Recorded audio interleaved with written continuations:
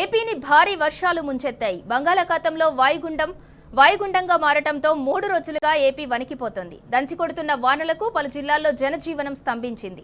వర్షాలు, వరదలతో రాష్ట్ర రాజధాని విజయవాడ, మచిలీపట్నం, విజయనగరం, శ్రీకాకుళం, మన్యం, అల్లూరి, విశాఖ, అనంతపురం, కడప, కర్నూలు, నంద్యాల జిల్లాలు అతలాకుతలమవుతున్నాయి. ముంపు ప్రాంతాల్లో తెల్లవారుజామున 4 గంటల వరకు పర్యటించిన సీఎం చంద్రబాబు వర్ష బీభత్సంపై ఎప్పటికప్పుడు సమీక్ష నిర్వహిస్తున్నారు. భారీ వర్షాల దృష్ట్యా ఇవాళ విద్యాసంస్థలకు సెలవులు ప్రకటించారు అధికారులు.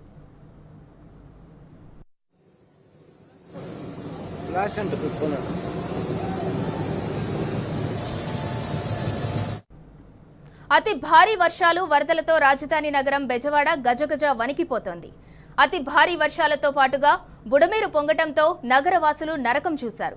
అనేక ప్రాంతాలు వరద గుప్పిట్లో చిక్కుకున్నాయి. వాగులు, వంకలు పొంగిపొర్లి రహదారులు, చెరువులను తలపించడంతో రవాణా వ్యవస్థ స్తంభించింది. రాష్ట్రంలో 14 నియోజకవర్గాల్లో 20 సెంటీమీటర్ల కంటే ఎక్కువ వర్షపాతం నమోదైంది.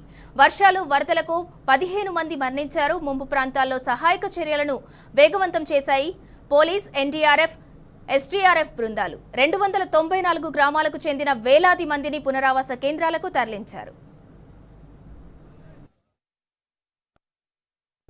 అయితే ఇవాళ కూడా వానలు పడతాయంటోంది వాతావరణ శాఖ. శ్రీకాకుళం, విజయనగరం, పార్వతీపురం, మన్యం, అల్లూరి, సీతారామరాజు, అనకాపల్లి, ఏలూరు, ఎన్టీఆర్, పల్నాడు, అన్నమయ్య, చిత్తూరు, తిరుపతి జిల్లాల్లో మోస్తరు నుంచి భారీ వర్షాలకు అవకాశం ఉందని పేర్కొంది. రానున్న 5 రోజుల్లో రాష్ట్రంలో తేలికపాటి నుంచి మోస్తరు వర్షాలు కురుస్తాయని అంచనా వేసింది. మత్స్యకారులు వేటకు వెళ్లకూడదని హెచ్చరించింది. అంతేకాదు గంటకు 30 నుంచి 40 కిలోమీటర్ల వేగంతో ఈదురుగాలులు వీస్తాయని, అక్కడక్కడా కూడా కొన్ని జిల్లాల్లో పిడుగులు పడే ఛాన్స్ ఉందని చెబుతోంది.